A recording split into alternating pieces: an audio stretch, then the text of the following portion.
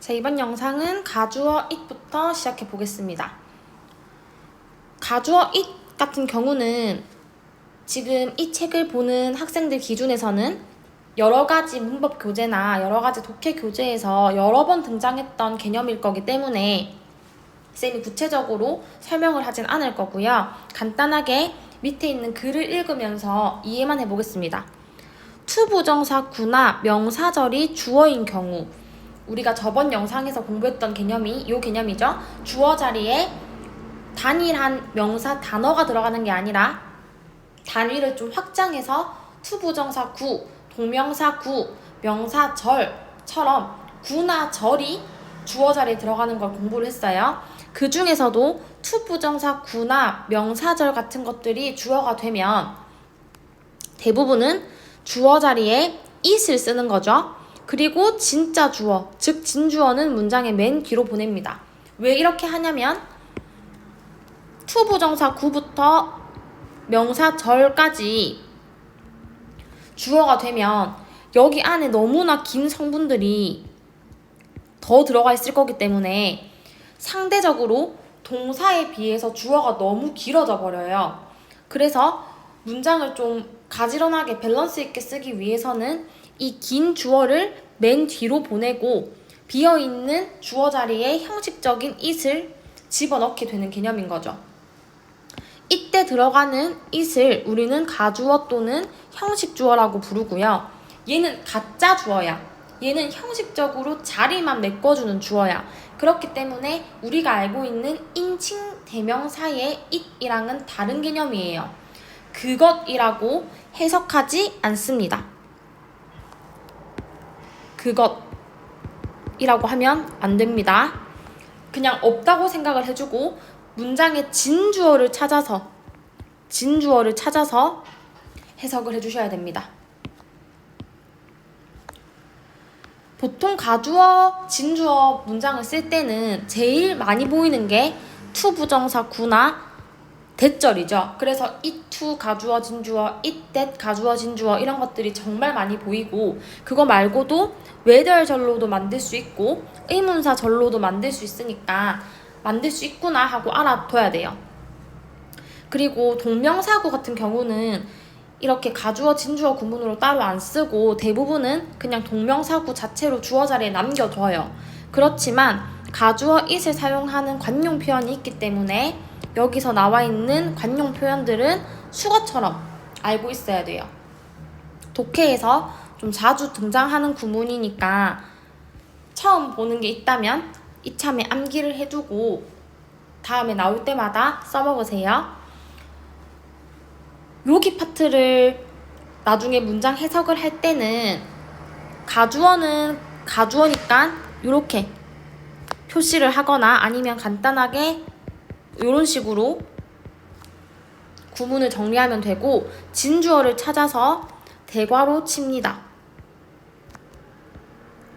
그리고 이런 식으로 간단하게 표시를 하고 그 외에 본 문장의 동사, 보어 이런 식으로 구문을 분석을 하고요. 투부정사 구와 대절, 진주어 안에서 다시 한 번 더 종속절을 분석하는 요런 표기까지는 안 해도 됩니다. 가주어와 진주어를 나눠서 볼 수 있는지를 확인하는 유닛이기 때문에 우리 답지에도 이렇게 종속절 안에 문장 성분들을 구체적으로 표기해놨진 않거든요. 그래서 여러분도 해석을 할 때 가주어 찾고 진주어 찾고 대괄호 치고 본 문장을 분석하는 느낌으로 해석을 하세요.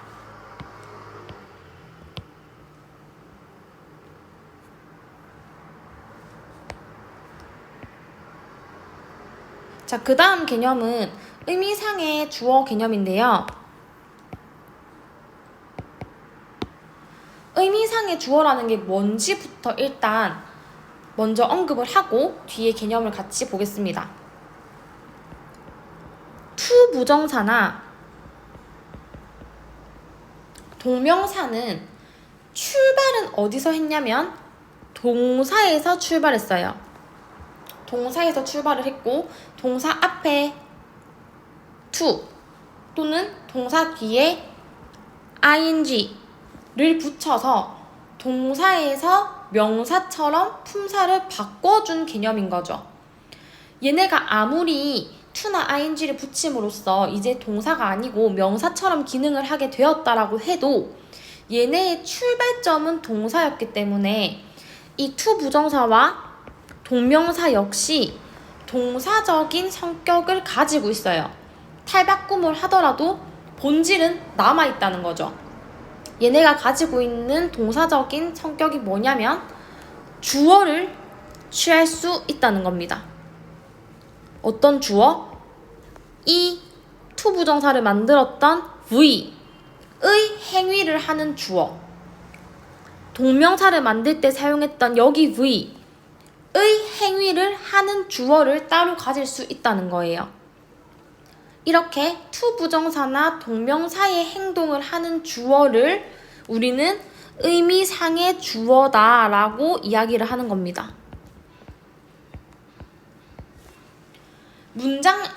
전체 문장의 본 주어랑은 다른 놈. 가주어도 아니고 진주어도 아니고 그냥 일반적인 주어도 아니고 to 부정사의 동작을 하는 주어, 동명사의 동작을 하는 주어를 의미상의 주어라고 밝히는 거예요. 근데 모든 문장마다 다 의미상의 주어를 밝히진 않거든요. 왜 그런가 하면 우리가 보는 대부분의 문장은 여기 4가지 경우 중 한 가지에 속해 있습니다. 제목을 읽어보면 의미상의 주어를 별도로 나타내지 않는 경우. 자, 어떤 경우들인지 하나씩 볼게요. 의미상의 주어와 문장의 주어가 동일한 경우. 예문, 나는 쓸 돈이 없다 해서 일단 to 부정사는 여기에 있어. 그러면 이 to 부정사의 의미상의 주어를 떠올려야 하기 때문에 spend라는 동작을 하는 주체가 누군지를 생각해야 돼. 누가 쓰는 거지? 내가 쓰는 거죠. 그래서 원래는 여기 앞에 내가라는 의미상의 주어가 들어가 있어줘야 되는데 굳이 안 써도 되는 이유. 여기 문장의 주어가 이미 I라고 나왔기 때문에 문장의 주어와 의미상의 주어가 동일하니까 꼭 안 써도 되겠네 해서 안 써주는 거죠. 두 번째, 의미상의 주어와 문장의 목적어가 동일한 경우. 그는 자신의 개가 건강하기를 원한다. 자, 여기서 to 부정사는 여기 있는데요. 이 to 부정사의 의미상의 주어를 떠올려야 되니까 누가 건강한 건지, 이 건강한 거의 주체가 뭔지를 떠올려야겠죠. 누가 건강한 거지? 개가 건강한 거죠. 그래서 원래는 여기 자리에 개가 라는 의미상의 주어가 있어야 되는데 그런데 봤더니 이미 목적어 자리에 his dog 이라고 표기가 되어 있기 때문에 의미상의 주어 한 번 더 써줄 필요가 없구나. 이렇게 하고 넘어가면 되는 거죠. 그 다음 going fishing 이라는 동명사 구의 의미상의 주어는 원래 여기 앞에 있었어야 되는데 누가 낚시를 가는 건지를 봤더니 내가 가는 거야. 내 취미는 낚시 가는 것이다 라는 문장이니까 결국 내가 낚시를 간다는 건데 그 나 라는 뉘앙스가 소유격 my 안에 이미 내포되어 있죠. 그래서 주어 앞에 있는 소유격 또는 명사 앞에 있는 소유격이 의미상의 주어와 같을 때도 다시 안 써줘도 괜찮다. 그녀의 소원, 어떤 소원? 모델이 되겠다는 그녀의 소원이 이루어졌다. 자, 여기서 모델이 되는 거 to 부정사 구로 영작을 했는데 이 부분에 주체를 떠올려야겠죠? 누가 모델이 되는 거야? 그녀가 모델이 되는 거죠. 그러니까 그 그녀를 써주려고 했더니 여기 이미 her 이라는 소유격으로 의미상의 주어를 내포했기 때문에 안 써줘도 괜찮다. 넘어가는 겁니다. 그 다음 마지막 의미상의 주어가 일반인일 때 특정한 누군가가 아니라 그냥 우리 모두를 해당하는 내용이면, 우리 모두에 해당이 되는 내용이면 꼭 밝히지 않고 넘어가도 상관이 없겠죠, 당연히. 너무 많은 소금을 먹지 않는 것이 권장된다. 자, 여기서 투부정사 구가 있는데요. 누가 너무 많은 소금을 안 먹는 거지? 우리가 안 먹는 거죠. 일반적인 사람, 우리가. 그렇기 때문에 의미상의 주어 필요 없고요. 가르치는 것은 배우는 것이다. 누가 가르치고 누가 배워? 일반적인 사람들이 가르치고 배우는 거에 대한 얘기를 하는 거기 때문에 특정한 누군가를 밝혀주지 않아도 괜찮습니다. 이렇게 4가지 경우에서는 의미상의 주어를 문장 내에 별도로 나타내지 않고 그냥 투부정사구, 동명사구를 쓰면 되고요.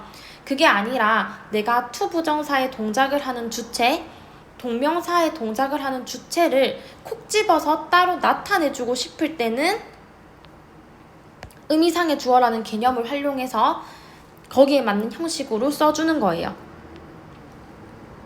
설명글 읽어보겠습니다.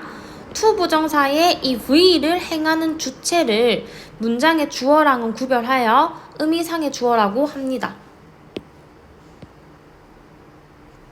의미상의 주어는 말 그대로 주어이기 때문에 뭐뭐가 뭐뭐하다 이런 관계로 해석이 되어야 돼요. 의미상의 주어가 문장의 주어, 목적어 등과 일치하면 문장에 별도로 표시 안 한다. 방금 봤던 거죠? 자, 투부정사 같은 경우는 일반적으로 for 명사의 형태로 투부정사 앞에 적어주죠. 그래서 107번 예문을 보면 일단 가주어 나왔고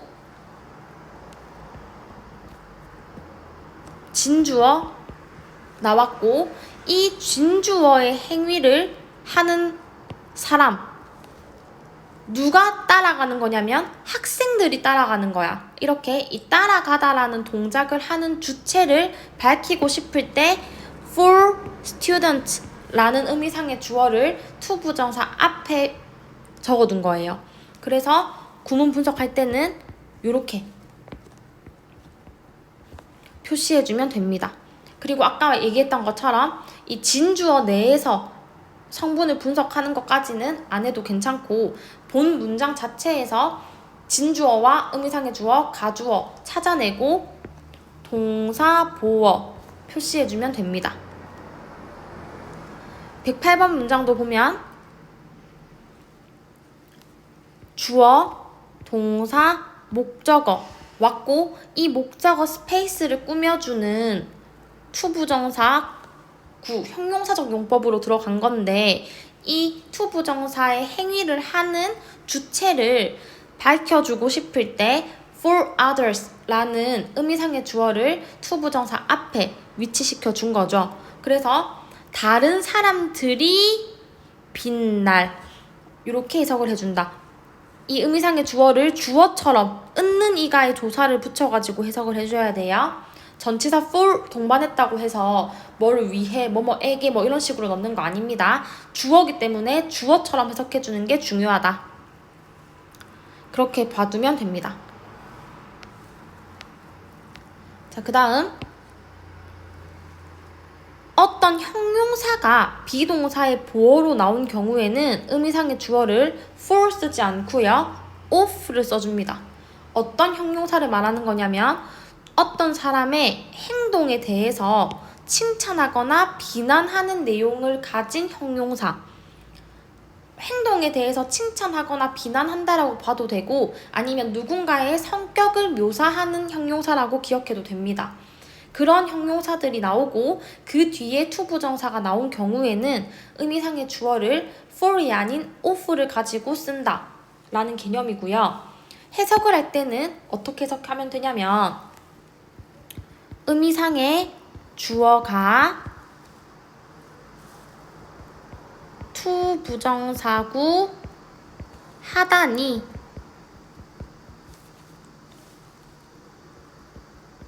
V하다 이렇게 해석을 해주면 됩니다. 그래서 예문으로 통해서 확인을 해보면 자, 일단 it은 가주어죠. to부터 끝까지가 진주어. 근데 누가 잃어버리는 거냐 하면 네가 잃어버리는 거야. 그래서 의미상의 주어 이렇게 써준 거죠. 이 상태에서 이제 해석은 어떻게 하냐? 네가 너의 우산을 또 잃어버리다니 조심성이 없다. 이렇게 해석을 해주면 됩니다. 자, 그 다음 동명사 같은 경우는 의미상의 주어를 소유격으로 써줘야 돼요. 동명사 앞에 소유격을 붙여주면 됩니다.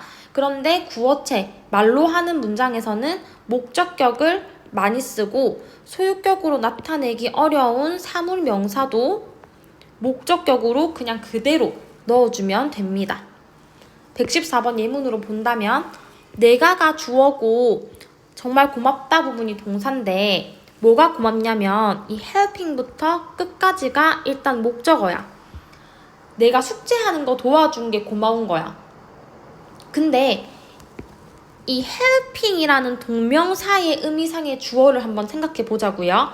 누가 도와준 거죠? help라는 행동을 하는 주체는 누구죠? 네가 도와준 거죠. 그렇기 때문에 이 helping이라는 동명사의 의미상의 주어를 그 앞에 소유격으로 you로 붙여준 거예요. 그래서 해석을 할 때는 네가 나를 도와준 게 고마워가 되는 거야. 여기 이 your 부분을 소유격이기 때문에 너의라고 해석하기가 쉬운데 그렇게 해석하는 게 아니고 네가. 왜? 얘는 의미상의 주어기 때문에 주어처럼 해석을 해주는 게 포인트입니다. 근데 to 부정사의 의미상의 주어 같은 경우는 to 부정사 앞에 for 명사라고 해서 혹은 of 명사라고 해서 좀 명확한 형태가 딱 등장을 하니까 그거를 캐치하기가 비교적 쉬운데요. 동명사 같은 경우는 대명사의 소유격이 들어가는 거다 보니까 you are helping이라고 했을 때 이거를 의미상의 주어다라고 파악하기가 조금은 어려워요. 그래서 이 개념은 헷갈리기가 쉽고 실제로 독해를 할 때 놓치기 쉬운 부분이기 때문에 공부를 할 때 조금 야무지게 봐주셔야 됩니다.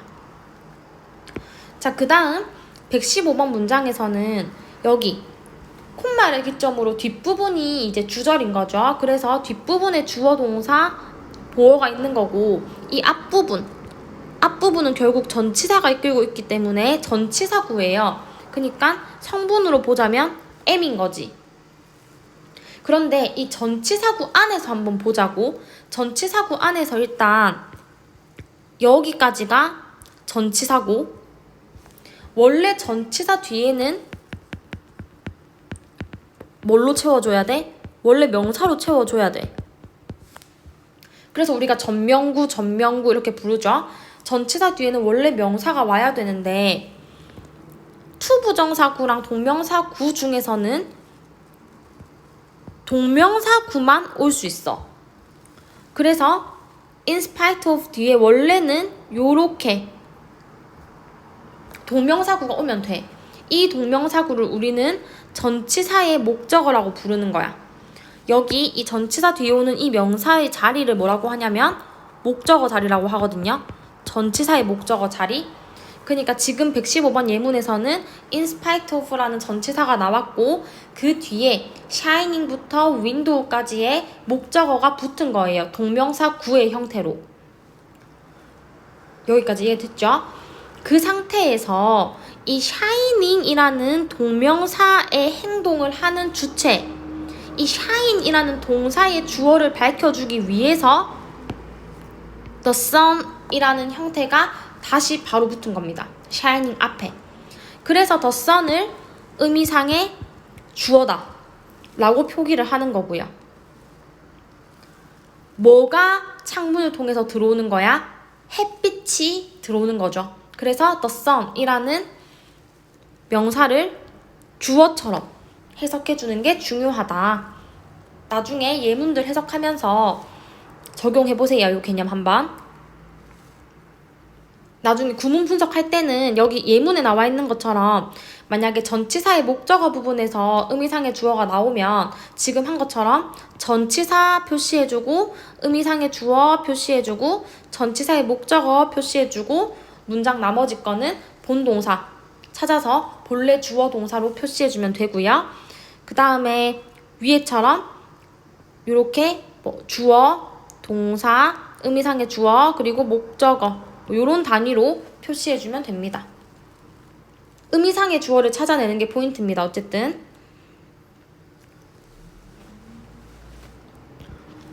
자, 이제 마지막 개념 it이라는 것이 대명사나 가주어 말고 다른 걸로 쓰인 거를 몇 개 볼 거예요. 일단 대표적으로 비인칭 주어가 있죠.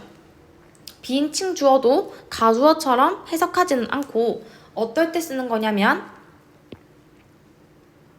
시간, 날씨, 거리, 명암, 요일, 막연한 상황 등의 정보를 주는 문장에서는 문장 맨 앞에 아무 의미 없는 it을 넣는 거죠. 그 다음에 it을 주어로 쓰는 다른 구문들 3개가 지금 나와 있는데 고등 독해에서 굉장히 많이 나오는 구문들이기 때문에 외워놔야 돼요. 뜻을 암기해둬야 된다. 자, 근데 여기 첫 번째 예문에서 it은 비인칭 주어로 봐도 되고 아니면 가주어로 봐도 돼요. 왜냐면 결국에는 비인칭 주어로 보는 관점은 이제 뒤에 시간에 대한 정보가 나오기 때문에 이거를 비인칭 주어처럼 본다는 것이고 가주어로 본다는 것은 결국에 해석을 해보면 누군가가 어떠어떠한 일을 하는데 이만큼의 시간이 걸린다라는 거거든요. 그래서 여기 투부정사 부분을 이제 진주어처럼 해석을 한다면 이 it은 가주어로 봐도 된다 라고 이해하면 됩니다. 이런 it을 두고 이게 비인칭 주어냐 뭐 가주어냐 인칭 대명사냐 이런 식의 문제는 나오지 않기 때문에 여러분은 그냥 해석을 잘할 수 있도록 수거처럼 이 구문을 알고 있는 게 중요해요. 해석을 해야 되니까. 그 다음 여기서의 it은 비인칭 주어입니다.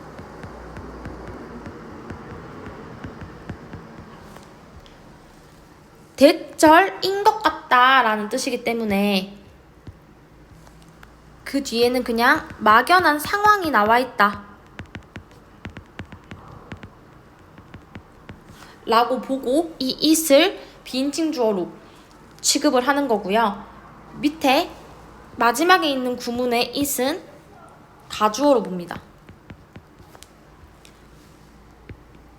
우연히 뭐뭐 하다 라는 구문인 거죠. 그래서 이 대절이 진주어가 되는 거고 it은 가주어다 라고 구문을 이해하시면 됩니다. 어쨌든 간에 방금 얘기했던 것처럼 이 it이 어떤 it이냐를 아는 것보다는 구문 자체를 해석할 수 있느냐가 독해에서는 더 중요한 거니까 그걸 위주로 공부를 하고요. 구문 분석하면서 배운 개념을 한번 적용해보고 오늘도 마스터 해봅시다.